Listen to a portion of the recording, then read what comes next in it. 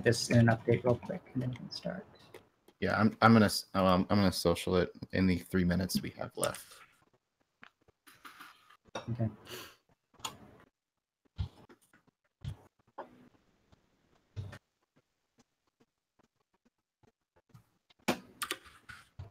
Also, just for everyone, I have a template for when we go live, so you can just copy and paste that into Works. I usually just retweet the post from the Android account. I'm linking it on Facebook. I'm not even. I can't. Okay, Google Plus is being stupid. I'm not even gonna bother because no one uses that site. Yeah, it's I feel bad about that. I used to use Google Plus, and then it's just like I don't have the time to maintain a whole other social network that nobody's using. It's no one using. Yeah, like I for like 2 weeks I was like, hey, you know what? This isn't as bad as Twitter. I'll try this again, and then none of my posts got any interaction at all. So I think everyone.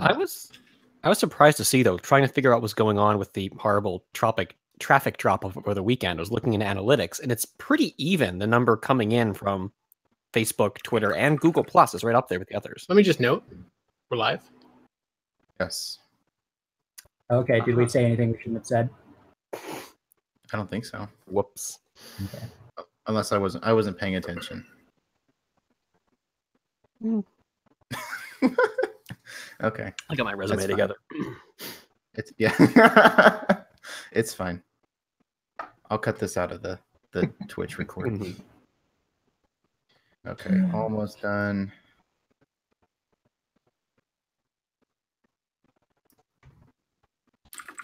We're also live on Twitch. Paste and send. Woohoo. Okay, we should be good to go now.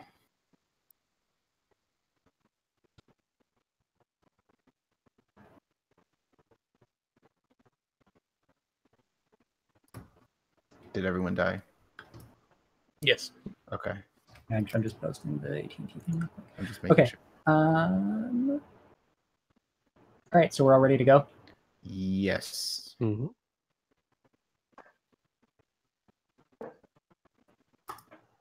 Welcome to the Android Police Podcast. I am your host, Ryan Whitwam. I'm Cody Toombs. I'm Corbin Davenport. I'm Ryan Hager. And I'm Stephen Schenk. And we're going to talk about some phone things this week. It's a new thing for us. We're going to talk about phones. I think we're qualified. That's worth a try. Let's see how this goes. Actually, I lied. The first thing we're going to talk about is only tangentially related to phones. We're going to talk about mergers and acquisitions. Exciting. Super riveting. This is sort of interesting if you care about monopolies and competitive markets in the U.S. So the Justice Department, after losing the last round of this court case, is going to appeal to block the Time Warner AT&T merger. Who are these people? And is this Obama's Justice Department? Did they stick around secretly? I know. It turns out that parts of the government still operate. I didn't know this either. It's actually really surprising. Parts of the government are still doing what they're supposed to do. So this part of the Justice Department, I forget whoever was in charge of it. There are quotes of it from this person all over. They came to the conclusion that AT&T merging with Time Warner would alter the media landscape and reduce choice and increase costs for consumers. So they sued to stop it. Then in June, a U.S. District Court judge said, no, that is not the case. This can proceed. And actually imposed no conditions on the deal whatsoever, which is unusual for a deal of this size. For example, when Comcast bought NBC Universal, there were like 50 conditions on that deal, many of which have now expired, but there were conditions. And to impose no conditions seems unusual. But so now... And I think it's Disney's pending purchase of Fox, or whoever buys Fox. I know the major condition is that they have to sell off the whole sports networks because they think Disney can't own too much. That's usually one of the most popular conditions for these sorts of deals, is that the company has to sell off some sort of assets. to make the competitors more more Mhm. on uneven footing. But so now the Justice Department says that they are going to appeal the case. So this is going to continue.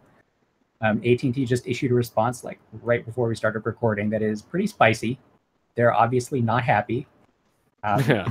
because they were Stock dipped what, like 1% after this news came? yeah. I mean, and that's in It after hours wasn't trading. horrible. I mean, it Yeah. might be more tomorrow. I guess we'll see.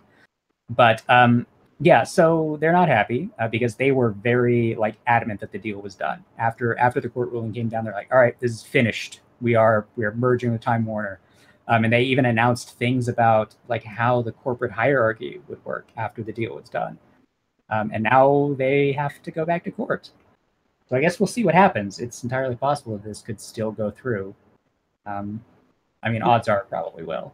I'm curious what went wrong the first time around with the government's case. I mean, the judge said the government didn't do its part to clearly establish how bad this would be, how would it concretely make costs go up, and by how much. So was the judge just being too picky first time around, or did the DOJ really not present its case in a clear way that the yeah, I mean, I'm not a lawyer. Nobody on this podcast is a lawyer, so do not take our legal analysis at face value. But it seems like the government probably screwed up because the judge did issue a 200-page ruling.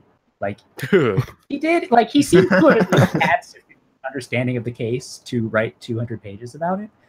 So that's a thing. I guess maybe he was just, I don't know. Maybe he just really likes AT&T. Like he has an AT&T phone and it works really well for him. I don't know. But so this is going to go back to court and we will see what happens. It is a weird combination to have a 200-page ruling and 0 conditions on the deal. Something may be just a little wrong with that. He always wanted to write a novel, but he never had the chance. So this was his chance. I guess this is happening with AT&T. When you think of the big companies that caused all these anti-monopoly rules to fall into place, I mean, U.S. Steel, I guess in more modern days, Microsoft and Google, but right where I grew up, it was always, breaking up AT&T was the big monopoly busting step. And now let's put it back together. Sure, it's been long enough. Yeah, and now let's make these monopolies even bigger. That's totally fine. Mm-hmm. Consumers don't need choice. That's silly. Okay, look, enough of this socialism, guys. This is America. Oh goodness. I mean, it's called American Telephone and Telegraph. We could nationalize it and not even change the name. It'd be super easy. Exactly. God. I really don't want to think about a nationalized carrier. That'd be so bad. Is that not what U.S. Cellular is? I was mistaken. Oh, yeah, I assume. Yeah. It's nationalized in the states that no one lives in. Oh yeah. Well, just give it a little bit longer. We'll see AT&T prices and Time Warner cable prices go skyrocketing, I'm sure. Sure. Yes, we'll be just like Canada. Are there areas right now, I wonder, where, I mean, not just talking about phones and internet, but where Time Warner and AT&T compete for what's become of the cable TV market? I'm sure there must be places you can get with Uverse and whatever Time Warner's branded as. It's probably just Time Warner. Yeah, they I'm sure that they have those things. They don't have any of them where I live, but yeah, I do know that they compete in a few markets. Beyond that, though, I don't know if it's just mild overlap in a few cities or if it's a widespread thing. But from what I understand, AT&T's Uverse competes with and I can't think of the name of the company, but Verizon. Well, it could bigger than a bread box.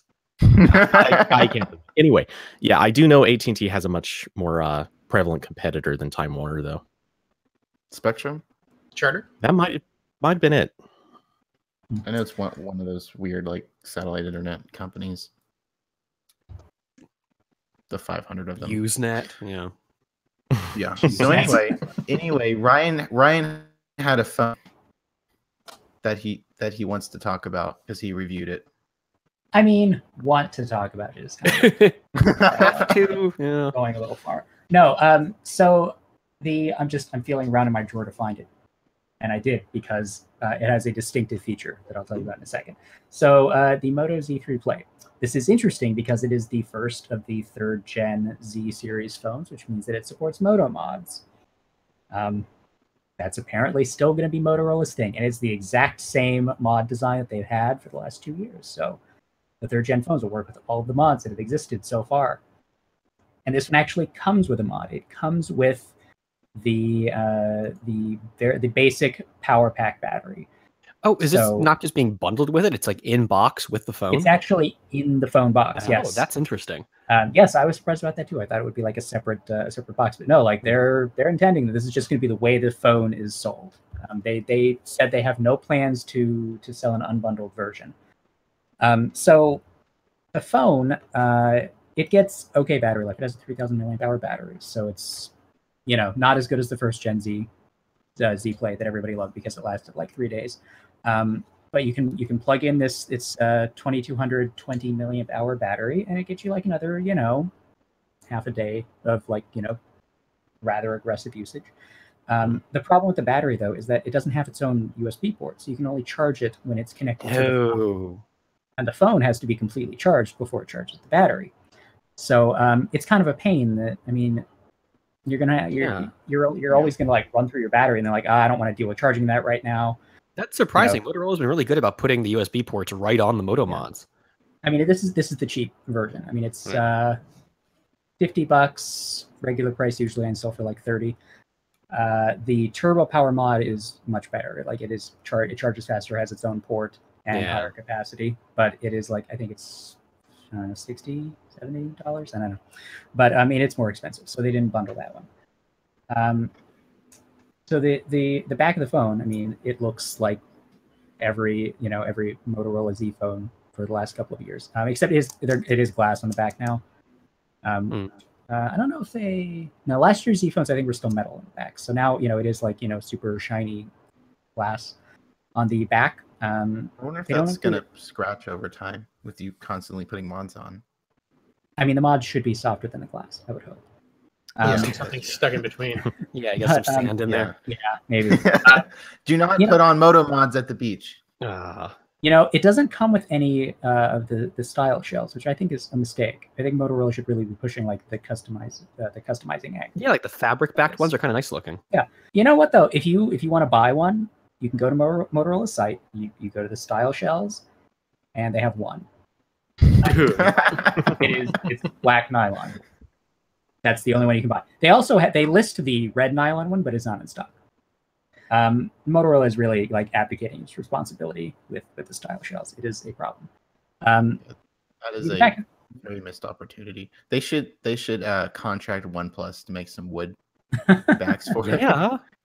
They need to do something. It is unfortunate. Okay, but so the weirdest thing about this phone, Motorola has, so because they made the screen 18:9, so it's taller, there's not as much space on the front for a fingerprint sensor, which is where Motorola has traditionally placed that. So you can't put it on the back because Moto mods. So they put it on the side where the power button usually is. They could put it smacked out. They could put it in the middle of the camera. I would love to see them do that. It is not actually the power button. The power button is on the other side. It's on the wrong side. Which is so much harder to get used to than I had even thought. I mean, I was skeptical of this, and I hated it. It's just so annoying. And so because of the placement of the fingerprint sensor, it is an extremely easy spot to touch when you're just carrying the phone around. You just have it in your hand. I mean, I woke this thing up when I didn't mean to so many times. It is a very annoying location. So I am definitely not a fan of that. Is your problem more the location, or that's not also the power button?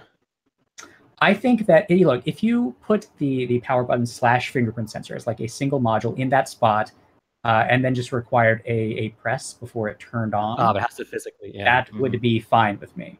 So I'm curious how this worked. This is basically, we've been seeing these on Sony phones for years, but in the US they've been disabled in firmware because and now Sony puts them on the back. Yeah, that was just Sony's. Sony's moved on. I was curious when those were working, like for the international models, if you had to press those down to get the standard. I reviewed a few of them of the international versions, and I don't remember off the top of my head. If I go back and scour the review, I might find out. But you don't remember it pissing you off either, so it must have worked. No, or it might, or it might have just been slow enough that it didn't, that I wasn't accidentally setting it off. But so I mean, it is a really fast and accurate sensor because it's really easy to turn the phone. So I know that the sensor on this phone was very terrible, but how does it compare functionally to the power button sensor on the Nextbit Robin? Because I know that also had a combined power button and fingerprint sensor. It's been a while since I used that phone. As I recall, that fingerprint sensor was bad, mainly because it was recessed into the bezel of the phone. It was flush with the side, and I never got it to work properly. Yeah, I got a Nextbit Robin for my little brother, which he broke like 4 months later by dropping it like 2 feet. So that's yeah, it wasn't the most robust phone. It was really pretty though. I got one right here. Yeah, square. Yeah, no, he loved it while it was working. But I remember him saying that the fingerprint sensor was definitely the worst part because he just could not get it to ever work. Yeah, but so by far the worst part of this phone is that Motorola wants $500 for it. What do you think it's worth? If they still bundled it with a mod and it were say $100 less, I think you could justify it. But no, I mean, at $500, you spend another $30 and you get a OnePlus 6, and that is clearly a better purchase. I mean, the mod they include isn't even that great. I don't really like using it. Yeah. Have we heard anything? Are we expecting any fancy ones this year, like projector wise? We haven't heard anything yet. Motorola is supposed to announce a new something soon. I assume it's the Z3. Or even the gamepad was kind of neat. The gamepad was like very good hardware, but there really aren't that many games that understand controllers anymore. It was really expensive too, wasn't it? Yeah, like, it was like $80. Yeah. Yeah. No. That was great for Minecraft. But that's about it. Okay, but so the $500 for this phone, and no carriers will sell it to you. It is all Motorola, which is, I think, a bad sign. Because in past years, carriers have been very anxious to sell the Z phones because they really want to sell you mods because that's like a lot of profit. They love selling accessories. So you could buy this, like the Z3 or Z2 Play was like a Verizon phone first and foremost. Like Verizon was really pushing that device. There's no Verizon version this year. I mean, it works on Verizon still. I like that Motorola has universal radios, but there's no way to buy it on a payment plan. I've been super curious just how many people did go out and buy extra mods for these things. I always assumed you waited to if you're going to get the projector, you wait till it's a freebie with the phone rather than shelling out how many $100 that cost. And I pressed Motorola for some figures on this, and they were super cagey about even saying an average of 2 or 3 per user. They did not want to share that data, so I can't imagine it's very good. I would be surprised if it was even an average of 1. Yeah. And I mean, maybe you'd have to probably count style shells to even get to that.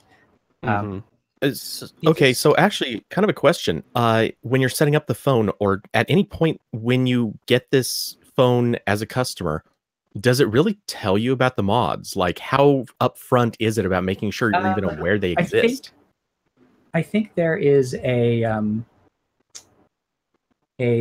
quick settings tile that has information about it. Like if you tap on that, it says something about mods. And I think in the Moto app, like the Moto feature app, I think it has a section. Yeah, but it's not really something that you are reminded of. But there is a mod in the box, so I think people who buy this will understand. You always see a notification come up when you have the mod attacked, so you're being reminded that you're engaging with it.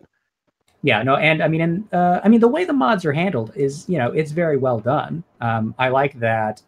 You can always you can tap on the thing in the quick settings to see what the charging mode is for the battery and access the settings for the other mods. And I mean, it's cool that they've sort of figured out how to make this stuff work, and it is neat in the abstract. But nobody's going to pay $150 for a photo printer that connects to their phone. That's just silly. Yeah, and it's a photo printer that will only work with this line of phones Yeah. that may not continue Yeah, to I mean, exist. and the same thing with like the speaker. Like, why would you pay $50 or $80 for a speaker that only works with this one phone? Well, you could spend $50 on a Bluetooth speaker that works with everything. Because of tiny kickstand, that's why. It is adorable. I will It's a grant you tiny that. boom box. Come on, Ryan. Yeah, no, I mean, mods are an interesting idea that I think Motorola still has failed to convince anybody to buy. Yeah, I mean, speaking of useless mods, the Alexa mod, which is basically Yes, just I have that, and you know what is the stupidest thing about that? You may not know this. It won't work if you don't have a SIM card in the phone. Wait. I'm not even gonna. I don't know why. It just refuses to work. It's baffling. Thanks, Motorola. Yeah. It's really, you know what? I feel like maybe it was just a mistake, but they never even sold enough to get complaints about it. So, Yeah, exactly. And everyone points to the batteries as really being the main selling point of the mods. But my issue with it is that if you're, this is especially probably going to be an issue for the Z3 Play because the battery mod comes with the phone, so everyone automatically owns one. But when you use that battery, wouldn't it seriously degrade the built-in battery just because it's constantly recharging? So it has two modes. There's I don't know what they call it, like maximum power mode or something, and then efficiency. Mm. So with the first, like the maximum setting, it keeps the phone at 100%. So it would let it go a little bit down and then trickle charge back up. The efficiency mode just keeps the phone at 80%, so it doesn't have as much of a negative impact on your battery. Okay, that makes sense. Well, I think this is another one of those where there's no killer app. There's no single mod where a bunch of people are going to go out and say, wow, we really need this thing. Every mod that's come out has either reviewed horribly or it's a battery mod. So, it's kind of the thing like, hey, what do you need for a sandwich? What do you need for a really good sandwich? You need this, this, and this. Oh, yeah, by the way, you need bread. Oh, by the way, you want a battery. Like, it's just not that special. So until they come out with that one mod that everyone actually wants to have, it's just never going to matter. What would that be? Do we have any ideas? Well, the speaker mod sucked, and I don't think you can do a speaker mod at that size that's going to be too much better. I've got it. Phone mod. It's a mod that's a phone. I love it. Didn't Evan come up with this? It's a burner phone, but it's attached to your normal phone. Mm-hmm. So How about okay? Let's actually put physical buttons on there, so it's actually the full dial pad. I can totally see pictures jumping on this. How about a Project Aura mod where you just clip it on the back and then you can put in the Aura blocks on top? Oh, so it's a mod. Yeah, it's a layer of mods. Mods all the way down. Yeah, it's just like it's a mod adapter is what it is. I feel like you were just watching Tetris when you suggested this. No. Okay, but I've got a real idea. We need a Game Boy Link cable mod. So I can play Pokemon. I see. That actually makes sense. How about if we just have like a Game Boy mod? Like the back of the phone is just I mean, they have Game Boy cases, don't they? For like iPhones? Yeah, make it like an actual working thing. I actually think we might have actually hit on something. Okay. Motorola. I feel like that would sell moderately well. We just saved the play line, guys. Motorola, I hope you're watching. But no, probably the mod I would be seriously interested in is if they could make a mod that replicated the Yoda phone, the one with the e-ink screen on the back. Mm-hmm. Yeah, I would actually be cool. very interested in that because I do use, especially if I work with like the Kindle app. I'm just going to suggest putting like a thermal printer on the back and like a little roll of receipt paper to have like notes. Yeah. You got like a shopping list that could show up in the e-ink display. You could pop it off and it would stay on there. You can just have like a little note thing to carry around without the phone. I don't know when those be possibly useful, but I can tell you right now. A cool idea. Square would probably love that. Yeah. Especially so the one mod I would want. And it's one that was already rumored. It was rumored, but probably almost certainly total BS. Was supposedly they were going to make a camera mod where it was a full brand new sensor and it would have a mount that you could use Sony, Canon, and Nikon lenses. I remember that. And that is I am convinced that is the biggest load of crap. But I would love to have that. Yeah. I don't know if the know, that would probably have lens. got me to buy a Motorola phone. You know, I would have been there day one. Just to try it. Yeah. The camera mod that they did release was such an utter disaster. I feel like that is what really soured me on the idea of moto mods. Is they're like, hey, look, At least you didn't have to charge it. It's the one like, here, good thing take about this- it. Here's this $300 camera mod. Also, it's just some shitty Chinese point and shoot camera in like moto mod form. But optical zoom, And it's come worse. on. I love that it was worse than the built-in camera. It was worse, which is Mhm. hilarious. which now is even worse because these cameras have gotten better over the past 2 years. So I bet How I is actually, the I should, camera? I should plug that. I still have that mod someplace. I should plug that into the. But how's the native camera on the Z3 Play? It's 12 megapixel main and then 5 megapixel for depth sensing. So it's whatever. It's fine. Like there are a bunch of sample images if people want to like go and look, and they should look. People should definitely read the review. Aha! I found it. Hasselblad. Yeah, and there's one person in the chat talking about a Square mod, for Square payments. I do think that's one area where Motorola maybe could have tried to do something if they cared, was make a bunch of specialty mods for businesses. Yeah, like barcode scanner for Yeah, industry. Yeah, Mhm. like Yeah. when I worked at. Except the camera Target does that ages ago, already yeah. so well. Well, I know. Well, okay, like- maybe not Motorola's camera, but like retail stores. I know when I worked at Office Depot and Target like 2 years ago, they all used like iPhones with special cases that had a scanner built into it, so you could do a moto mod of that. yeah. But I don't, again, you have to get the company to buy a bunch of Motorola phones and get the mod made, so it's Yeah, much less practical. but the fact that we just like a bunch of nerds on the internet have been talking about this for 10 minutes and have come up with some Yeah. not obviously terrible ideas, I think indicates that maybe Motorola is not trying very hard. Yeah, and man, I really want that e-reader one now.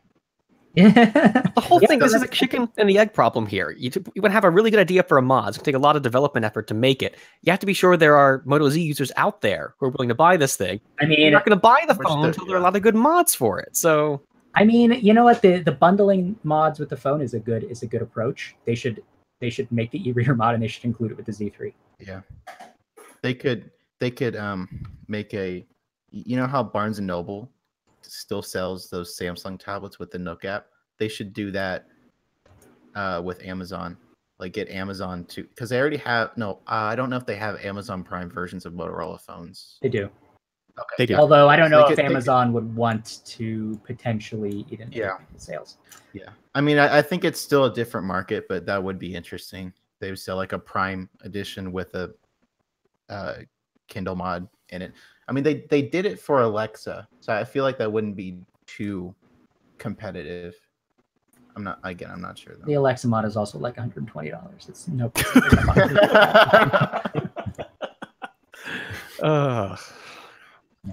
Okay, I think we've had our fun making fun of Motorola. So just a little bit. let's Now move we're on now to we're gonna make fun of HTC. Yeah, exactly. share the love. So HTC, a company that probably will not exist in a year or two, experienced a 68% year-over-year sales drop in June. And that would be a problem pretty much any time it happened, but especially because June is right after they released the U12 Plus. That should be a Yeah. month when they're selling more things, not vastly fewer. Right. And when I was writing this post, I looked at what HTC was doing in June of last year, and that was right after the U12 had come out. U11. Yeah. I can't keep track of it anymore. But yeah, so that's really bad. I mean, can you imagine if Apple released the iPhone 7 and then the iPhone 8 came out exactly 1 year later and sales When- were 6% less? When did sales actually open for the U12 Plus? I have a feeling it was pretty late. At the very end of May. Yeah. Oh, it was so- in so- May. Okay. So pre-orders So- began on May 23rd, and then it came out officially in the US on June 28th. So it's not Okay, I had the Well, but I mean, I feel like most people who buy an HTC phone, they're gonna pre-order it because like they're because they're fanboys. People. Yeah. And you know, an HTC has, I'm sure they have some sort of like deal. I forget if they did anything for this, some sort of deal if you pre-order the phone. So I want to like, point out buy it. This big drop isn't out of the blue. I mean, you look year over year monthly revenue figures; they've been like 40 to 50% down since January. This is significant because it's not only 15% beyond that, but it's the 1 month where we might have hoped the trend to reverse. It's just a double disappointment as a result.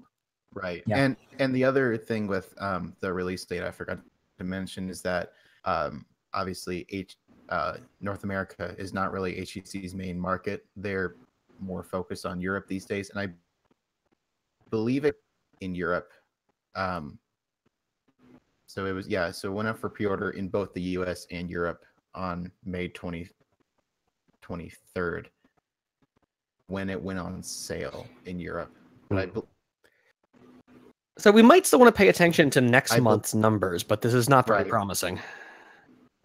No, it is. It's not good. I mean, the U12 Plus is a bad phone. Like, there's no way to sugarcoat it. It is not a good device. The camera's okay, but I mean, the camera is so annoying. The camera is surprisingly good. HTCs have been pretty good for a couple of years, but it's just not worth putting up with the phone when there are other devices that have good cameras and good other things. But those colors, it's so pretty. I mean, we don't even. They won't sell. You know what? They won't sell you the good one in the US. Yeah. I mean, that's so annoying. Look, that's probably why they're selling it down.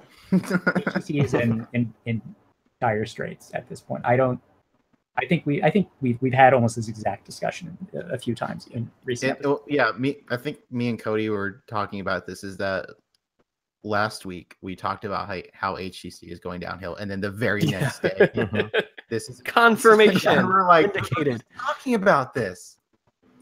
Like, what would have to happen for HTC to not go out of business at this point? Well, they'll sell the smartphone division and just make virtual reality headsets. It seems like they're putting a lot of eggs in the Exodus basket. I feel like didn't they made Vive sort of like a separate. Yeah, they are separate companies now.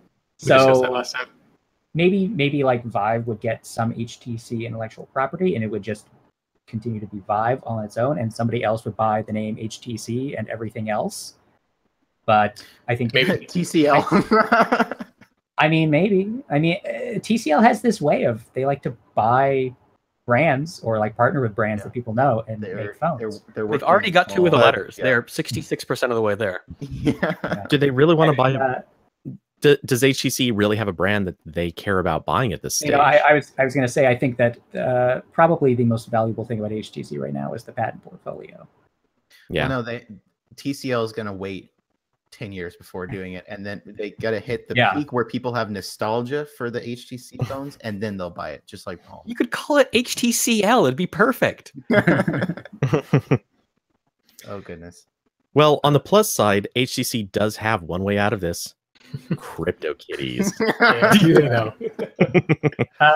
Ryan, would you like to explain to everybody what a CryptoKitty is? Yeah. So if you know what Ethereum is, it's a cryptocurrency. It's a blockchain system, and it has a token system that allows for like other entities to create things that exist as part of that blockchain. I'm greatly oversimplifying here, but it's like piggybacking on top of the Ethereum network to do your own thing. And so people have been using these tokens for like ICOs, if you've heard of it, that like an initial coin offering where instead of stock, you have these tokens that are created that you say are shares of your company.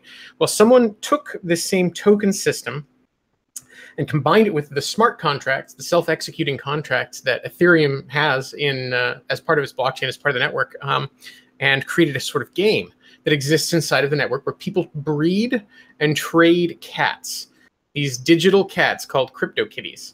And last year, it got kind of popular for a little while there. There were people who were trading. These cats were going for a lot of money, like tens, hundreds, thousands of dollars. One sold for over 150 grand. Like, so this was like the modern Neopets, is what you're saying.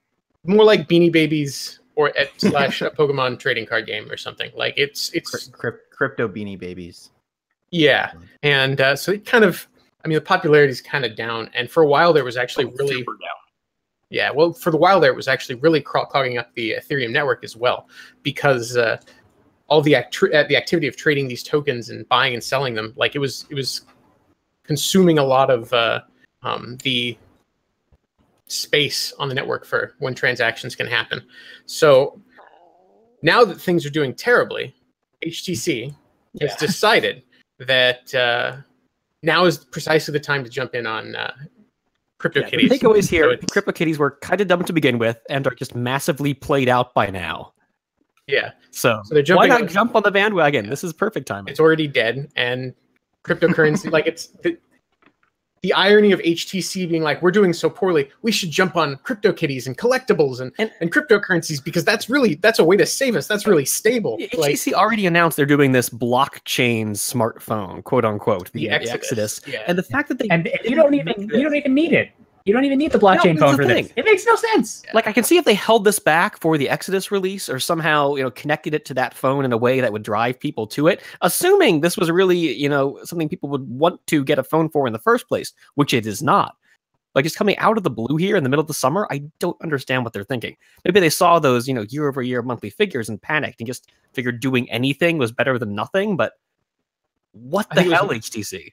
I think it was more a marketing effort than anything else, because we'll have to wait and see. It could be that they're going to be like, there's going to be a hardware secure element in here, and it'll be able to be used for an offline cold storage wallet.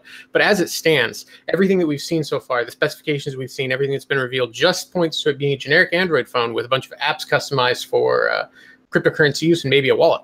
But if there is a secure element, it'll be like the phone that was talked about the other day, the Finny, in which case there is at least some secure way of storing things in a separate piece of hardware on the device, but we'll see. But ultimately, that would still be a very small niche. Yeah, I don't understand why they think this is going to be their saving grace. Yeah, this is just a problem for HTC. They're spending time and energy on this. Any amount of time spent doing this is wasted. They should not be doing it. Meanwhile, I think the U12 still has Oreo 8.0. So that's great. Yeah. Their resources in maybe not the right places. And just wait, next month they will be announcing a partnership with Tamagotchi. That will Yes. be happening. That would be better than this. Actually, you have to yeah. feed the CryptoKitties to keep them alive. That's good. Or your money just goes up. well, at least there would be some good nostalgia with Tamagotchi. Yes. That Just can like be the the real Moto Moto mod, Tamagotchi mod. Ooh, yes. Yes. See, Okay. Motorola, where are you? You guys should listen to the podcast. We're saving your company. Okay, all right. Let's move on to apparently Xiaomi. They're selling stock now. Do we have things we want to say about this? I wish I could buy some. I wish I could buy some. I wish their stuff was sold in this country. Yeah, it's That too. Someone What was telling the us valuation.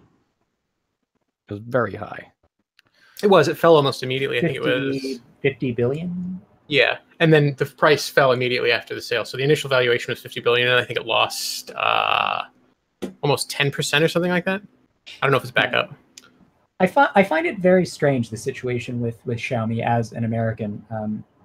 Is it's such a huge company and so many people use the phones, but they're just not sold here. And I feel like we just have so little experience with them as devices. They only send us like the hot rod neat devices that they want to like show off. Yeah. But the phones that Jordan people has to use- suffer through MIUI for 2 weeks again. Yeah, I mean, and like the phones that people actually use, they never send us. Like the Mi Note thing is like one of the most popular phones in the world, and I've never touched one. Oh wow, man! I wish I had bought some. I avoided it because I thought it would be kind of a conflict and sketchy to do. And it's up 25. It's what like conflict of interest. I don't care. it's fine as long as you disclose someplace that you own stock.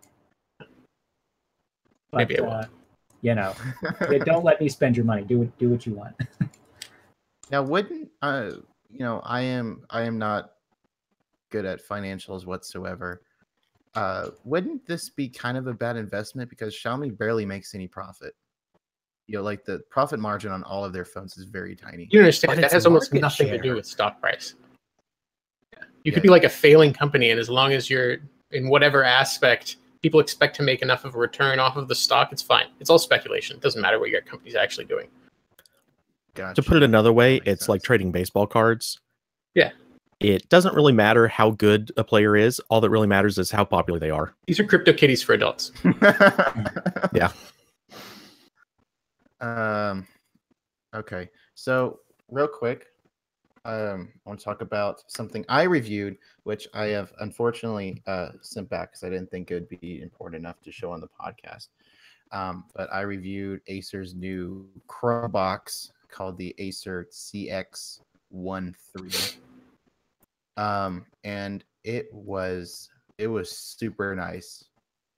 It took a while to get the review unit. I thought they weren't going to send me one, and then they emailed me out of the blue and they were like, "Hey, we have it now. Do you want one?" I was like, "Yes." Is this the one you were podcasting with the other week? Yes, and I don't know why my microphone was so quiet. There's no microphone audio settings on Chrome OS, so I couldn't really do anything about that. But otherwise, now this is a really weird product because it's not being marketed to consumers whatsoever.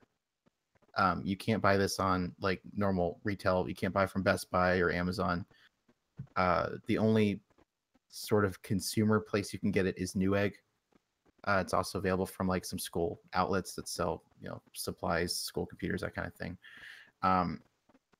But it is really nice. Obviously, Chrome OS is this incredibly efficient operating system that runs well even on terrible PC hardware. So when you give it a Core i5 and 8 gigs of RAM, it just flies. I think it felt faster than my Ryzen desktop at just doing Chrome stuff. Obviously, I couldn't play games on it or do intense Photoshop work or anything like that. But web browsing was insanely fast. Ran Android apps great. It was pretty fantastic. Now the only thing that sucks about it is the pricing. And let me look and see.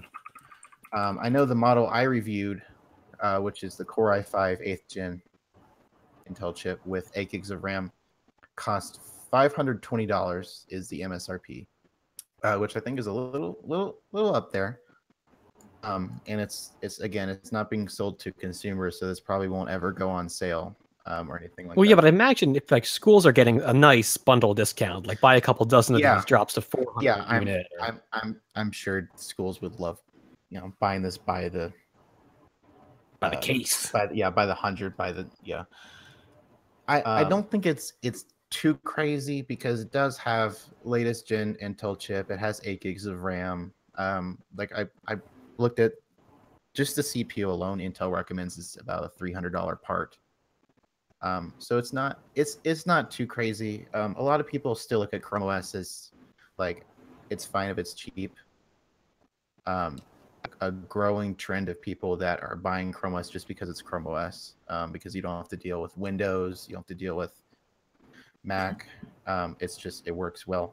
There's no issues with it. And I know, maybe the listeners don't know this, but a lot of us at Android Police actually use Chrome OS a lot. Ryan has a Pixelbook. Cody, do you have a Pixelbook?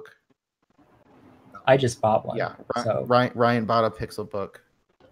If I could get a Pixelbook at a really, really good price, I would. But until then, no.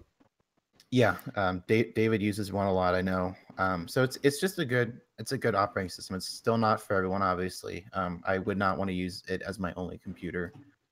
But I mean, it's nice. And if you really want a Chrome OS desktop, this is probably the single best option you can get. Now there is a Core i3 model that costs $470. I think that's a little bit better, but still not great. The Core i3 is probably still fine. Yeah, no, but that price difference is pretty low. Yeah, I mean, that's the thing. I had a Dell Chromebook with a Core i3 for a while, and that was plenty fast. I ended up getting rid of it because it didn't have a touch screen. I bought it before Android apps were really a thing, so I didn't really need. But then after Android apps, I'm like, well, this is dumb. Yeah. So the price difference isn't like huge. I wish it was a little bit cheaper. And then there's a $289.99 Celeron version, which I have no experience with the specific chip they're using. until I got CTL's Chromebox in the mail, which I have plugged in. I've been using, and it's okay. It's not amazing, but it's fine. It's a last gen part, right? 7th gen. I can't remember what it's an Intel Celeron 3865U, which I think it's like a year old now, but I mean it's okay. So that's a good price for a thing. Also, and again, I'm reviewing CTL's Chromebox, which I think is $250 or 200, something like that. So I'll have a review of that probably by the end of the month. But yeah, if you really like Chrome OS and you want a desktop machine, you should buy this. One thing worth keeping in mind as well is that a lot of these are shared hardware platforms now. Google will develop a single hardware platform that ends up making it into like 3 or 4 different products. So this Acer, all of the specs in it, all of the hardware in it will probably manifest as well in another consumer-facing product like the HP Chromebox or like the Asus Chromeboxes. So you'll be able to get something that's functionally identical, perhaps at a cheaper consumer price in the future. Yeah, and that's definitely true about the shared hardware platform, because I believe the CTL version, it has the same Celeron chip as the Celeron Acer Chromebox, and I think it has the same exact ports. So I'm sure it's got the same hardware on the inside. Especially since CTL, I don't imagine they do very much of their own R&D. I'm sure it's, pick up hardware platform off the Chinese factory and put the software on it. But yeah. I'm not sure if we'll see another consumer Chromebox, because there really hasn't been one since I know Asus made one like and it was great half ago. Yeah. Was that ever like sold to consumers really, or is that also a school thing? The Asus one was sold to consumers. Okay. And I know there was also the Acer Chromebit one that was popular, but that's really old. And the HP one. Apps. Yeah. Yeah, and that's the other cool thing about this new generation of Chromeboxes that are coming, is that they all have Android apps, which I think there was one Chromebox from a while ago that got Android apps, but besides that, none of them have it. Yeah. So that's definitely a selling point. But yeah, it's really nice, and I'll have a review of this other CTL Chromebox that I have plugged in probably sometime this month. Did you get a chance to try Christini? I know it's enabled in the developer channel if you moved up to... Yeah, well, I didn't know about that. And then I found it after I finished the review. Someone said that it's in the developer channel, which is good, because in the review I was like, if you need Linux apps, you should definitely wait until it actually ships on the hardware, because a ton of people bought Chromebooks after Google said which ones would eventually get Android apps, and a ton of them are still waiting to get Android. So Linux support is in the developer channel for this Acer Chromebox. I did not have a chance to try it because I didn't know that was a thing, and I sent it back yesterday. So, well, check it out on the CTL. It's the same, almost the same hardware platform. I'll definitely do that if that shows up. I know it was someone said the menu option for Linux apps appeared. I don't know if that means it's fully functional or whatever, but yeah. Okay, we're getting a little up there time-wise. We have a couple things left on the sheet. Does anybody feel strongly about discussing these? Yeah. Okay. All right, then we'll call it for this week. As always, if you have comments, questions, or concerns, you can reach us at podcast@androidpolice.com, and we will catch you next time. Goodbye, everybody. There we go. We still got it.